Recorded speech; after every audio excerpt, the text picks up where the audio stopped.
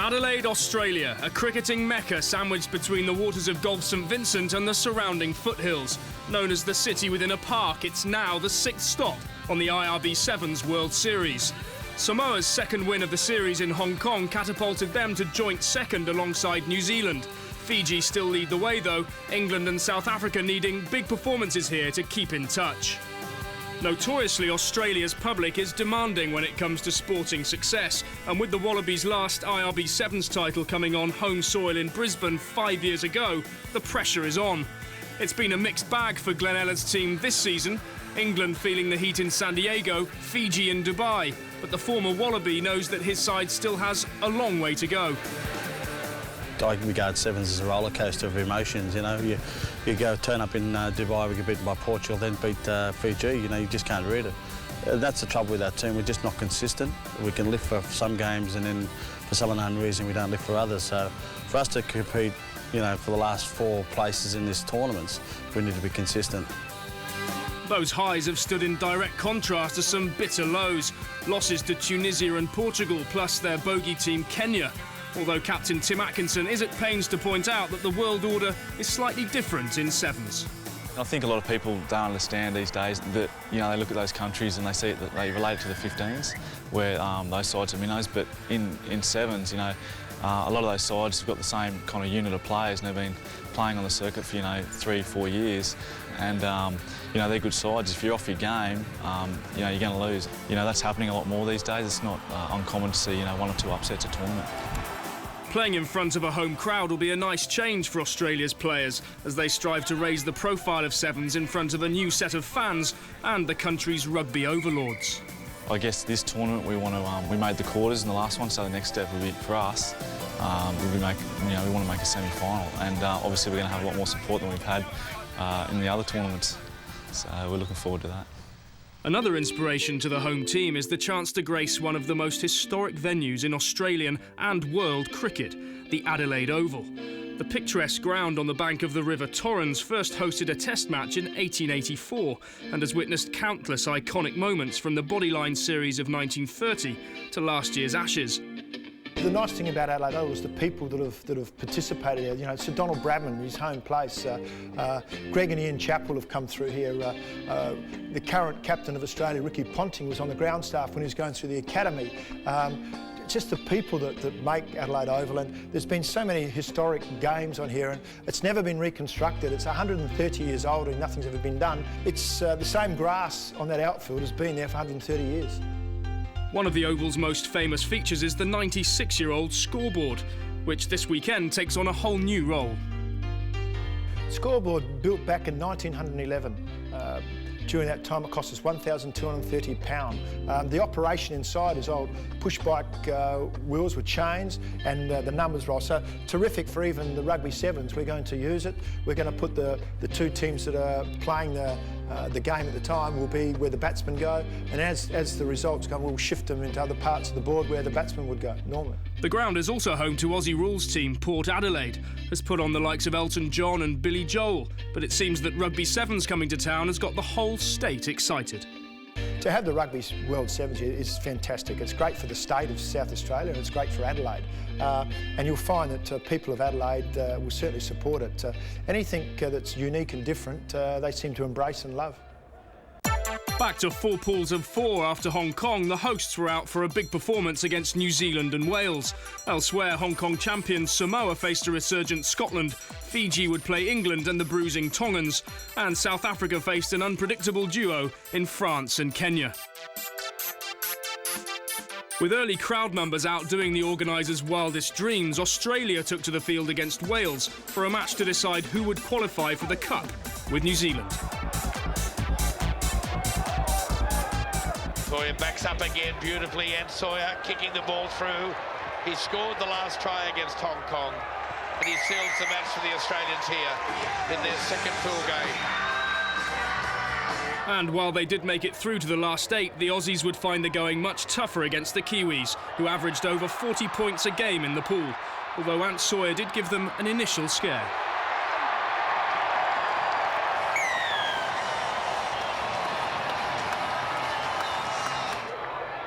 New Zealand looking for possession again. They've maintained it. Now it goes with Hunt. Just got under the tackle. Oh, superb play by Cocker.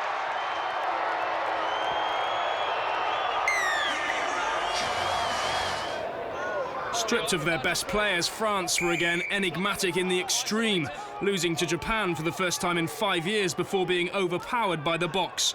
This try by Zukwa firing them to the top of the group and condemning Les Bleus to the bowl for the second week running.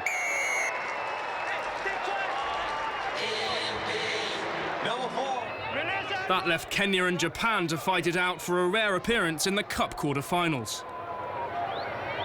Now, that's the 22-yard line. Kenya's into the ground. Innocent Simiyu got the pass away brilliantly to Mwanja. Great strength. He got the pass away to Onyango. Onyango got the ball back inside. And Aguma scores a splendid Kenyan try. In Pool D, Argentina faced an improving Scotland, and it was the Pumas who took the early initiative through all-time top try scorer Santiago Gomez-Cora.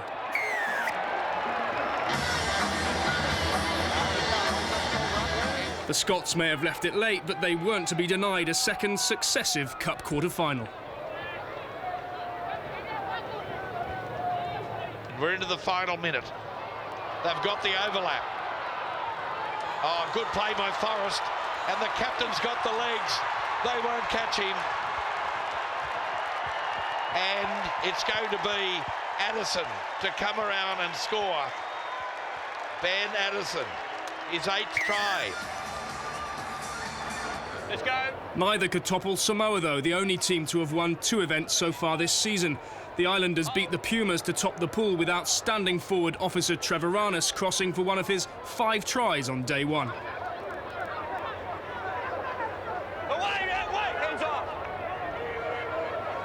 Now Uali Mai looks for the outside support. It comes through McKaylee and finally away for Trevoranis. Pool A proved to be by far the most intriguing and complicated. The big tip of the day was the Tongans, impressive in Hong Kong, to topple England early on, and they didn't disappoint.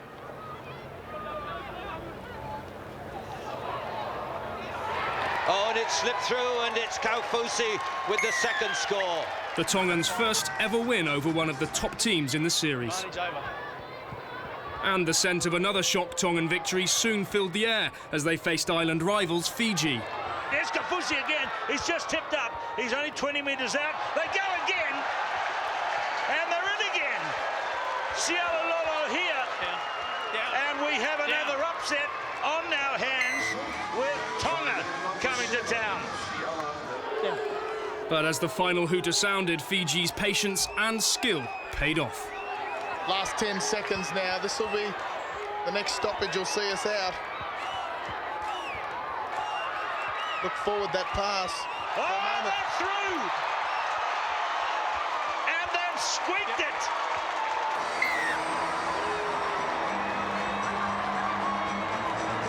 Fiji scoring then through. A result that left England having to beat Fiji by 8 points to avoid dropping to the bowl for the first time in 6 years. Good run here by Charlie Amesbury.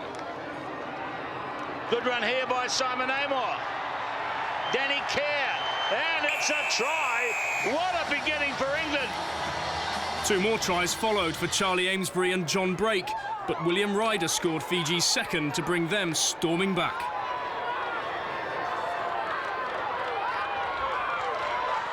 He's going wide, going by the cape. And this is what you get when you give him a chance. Oh, he ran right past Amor in the in-goal area as well. But with seconds left, it was another little general, England's talismanic captain Simon Amor, who made sure of the result with a rare penalty goal. In winning by 8 points, England also topped the group on points difference and drew Kenya in the last 8, while Fiji would play the Box in the toughest match to call. Samoa again faced home team Australia, and New Zealand locked horns with Scotland. Day 2 came around with everybody expecting a regulation England win against Kenya, and things looked to be heading that way as Fijian-born forward Damu went over. But 2 scores for Kenya, won by flying captain Innocent Simiyu, edged the Africans in front. Oh, there's a gap here. And over the line for the score. Try number 2 to retake the lead, and it's the captain leading the way. That 12-7 half-time lead prompted a redoubled England effort, but the Kenyans came out fighting, and their captain soon crossed again. The charge is on with Simiyu. Simiyu to the line to score. What a dramatic try here. Innocent Simiyu with his second. They're tempted to celebrate. They can't celebrate too soon. The whistle blew to send the Kenyans and their hundreds of travelling fans into raptures. A first series victory over England and a first ever Cup semi-final. One of the main goals are the things we really want to achieve in this IRB is to beat England, New Zealand and South Africa.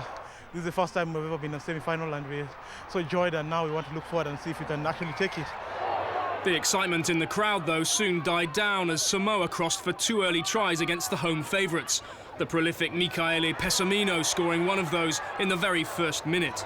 Who will he buy? Out for Pessamino again, and he goes in for try number 2. And this is just the start Samoa wanted. Further tries by Waisale and Treviranus sealed victory before 2 consolation efforts lifted the crowd. So, darting run. And Saar goes through to score the try. His 4th in the tournament so far for the Australians.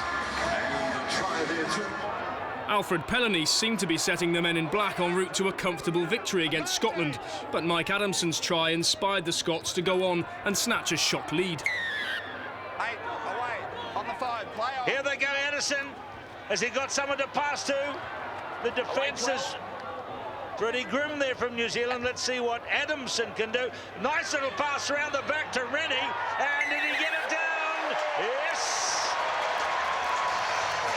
The Kiwis regained control after the break, though. Tries by Zar Lawrence and Lotte Raikambula steadying the ship before day 1's top scorer once again made his mark.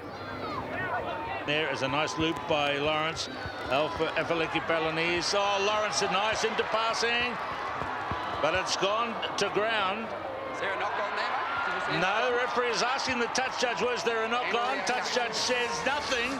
Try is scored by Nigel Hunt.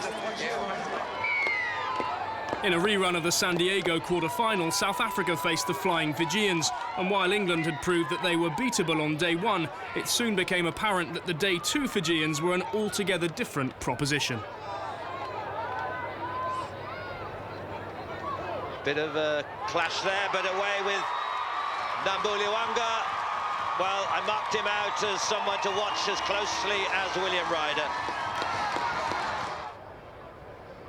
Ryder just taking his time to make sure he's got support, doesn't risk anything too violent this time. Oh, it's into the hands of Schoeman, and here's the chance and the try. And once again, Howard Noble is in the right place at the right time as South Africa stretch to 17-5. Taken by Manabuliwanga to Serevi. Thinks about Ryder, switches to Naevo. Challenged by Mdaka. Now it's Rocco. Rocco still needs someone else. Rocco goes himself. Rocco inside, and Serevi scores it. They've got to kick the combustion as well. High drama once again from Fiji. You're never beaten with Fiji until the final whistle goes.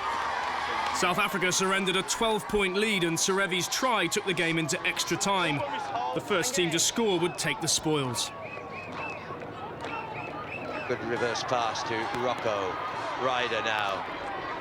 Ryder just toying with the opposition. He's away, he's one man to beat. Ryder on the outside. Ryder to win the game for Fiji. Just one moment of magic from the Sorcerer's Apprentice has clinched the semi-final place for Fiji. Who else but William Ryder? After the most competitive set of quarter-finals this season, a familiar look to the first semi, Fiji versus New Zealand. Not the second, though, Samoa against Kenya. Join us after the break.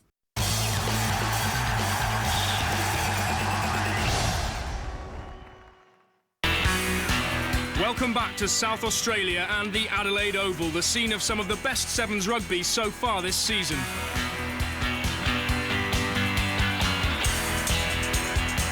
But rugby and cricket aren't the only sports to have flourished here in Adelaide.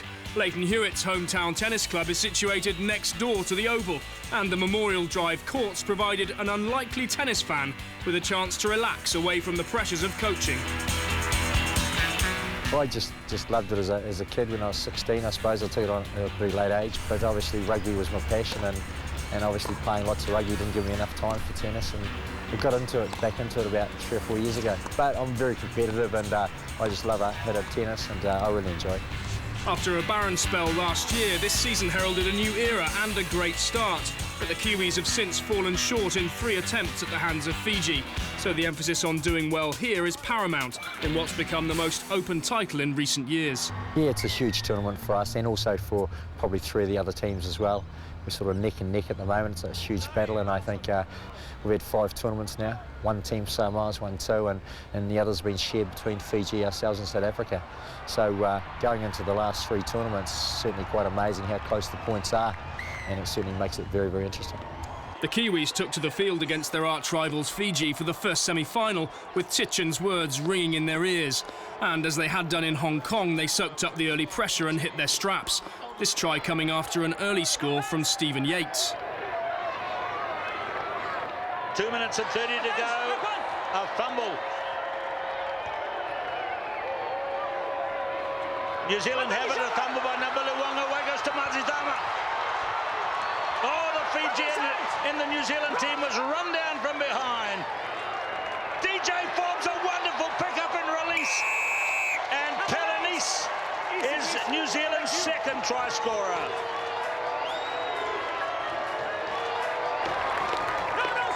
Six is all right. He's all right. Release. Budango. Bola. Nambuliwanga. Bola. Fiji hit back. Ahead at the break, the men in black looked in control, but both their scores had gone unconverted. Would that statistic prove crucial in the second half? Bola flings it wide. Ryder, he's got a lot of open country to come towards his left, but he turns it back to where his mates. He's through. Breaks away from the coattail tackle and sets up the flying Budango. Oh, it's a thriller minute. This is what William Ryder likes. A little bit of space, 15 metres between the defensive line and himself. Just that ability to explode through a gap. Oh, what a player.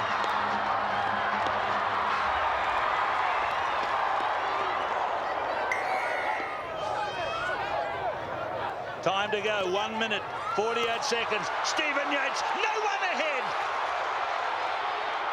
Nosani Rocco can't catch him. Here comes New Zealand. Under the posts, conversion might send this into extra time.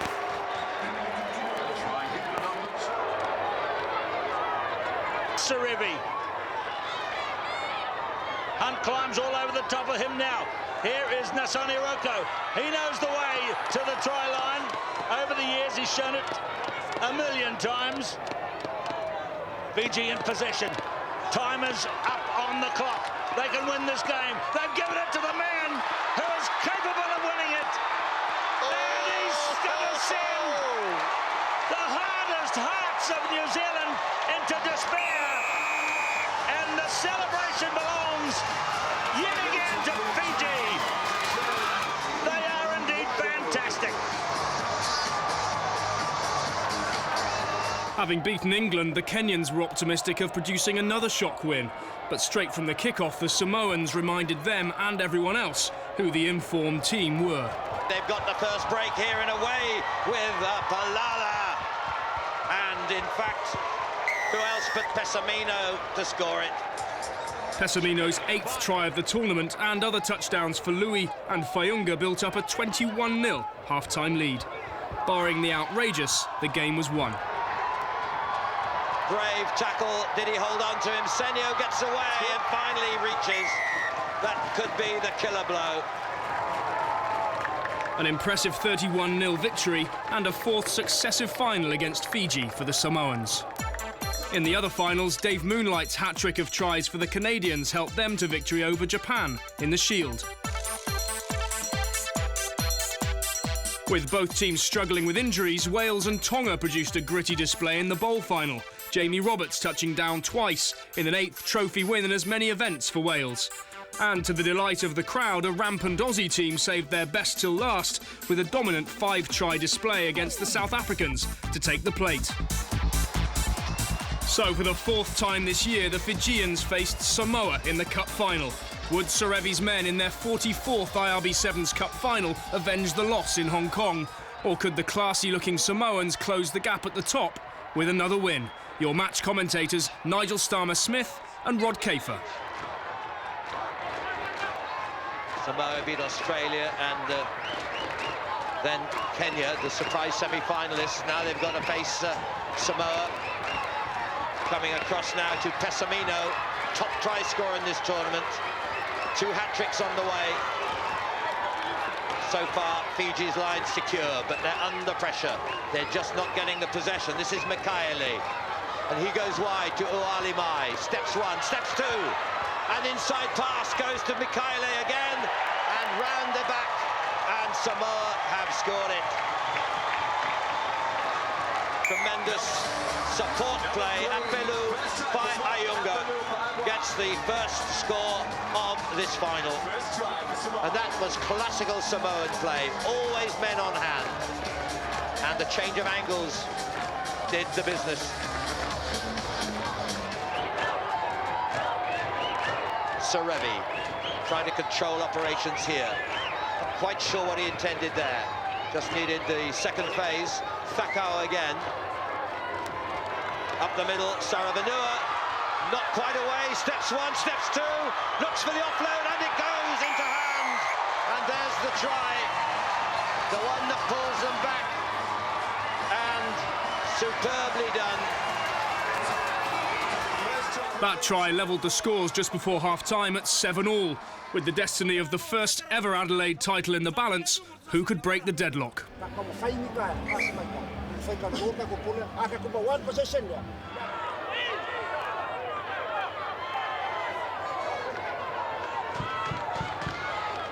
Tried to draw the defence to one way, then spins it wide to Rocco. Rocco and Ryder. Not much room in which to operate. Gets it away though to Rocco. Don't underestimate his talents. Going laterally, trying to create some space, trying to create an opening. That's Number. Wide to Samisi. Samisi Naevo. He's held. Brilliant cover from Ualimai. And he's pulled it out as well. What a turnover by the little man. But it's still on hand for Vola Vola. This is the one that breaks the game. And Fiji take the lead.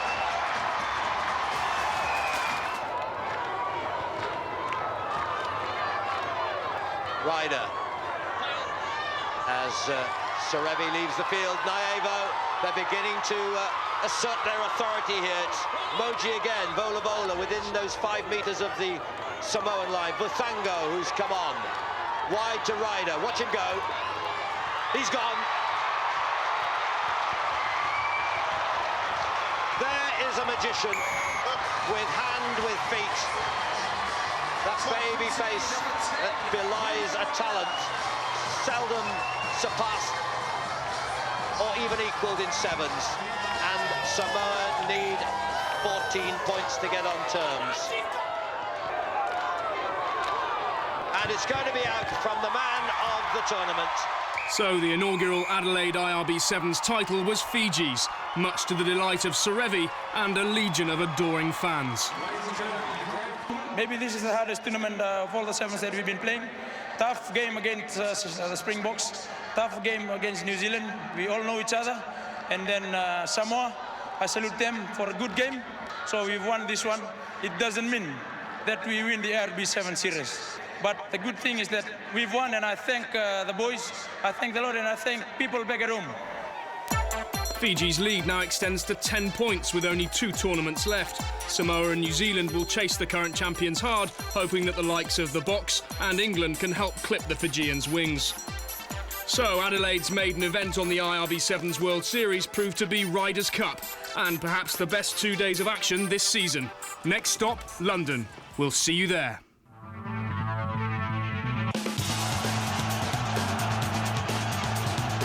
Through one tackle, slipped through another.